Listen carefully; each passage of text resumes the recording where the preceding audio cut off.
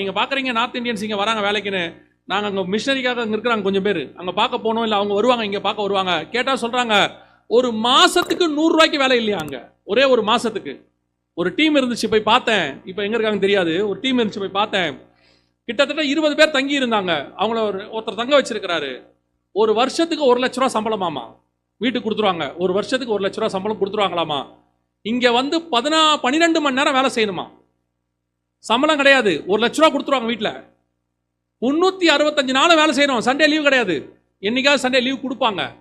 சாப்பாடு கோதுமை மாவு உருளைக்கிழங்கு வெங்காயம் 3 தான் கொடுத்துருவாங்களாம். ஒரே கூடாரம் போட்டிருக்கான். ஒரே டாய்லெட் இருக்கு. 20 பேர் தங்கி இருக்கான்.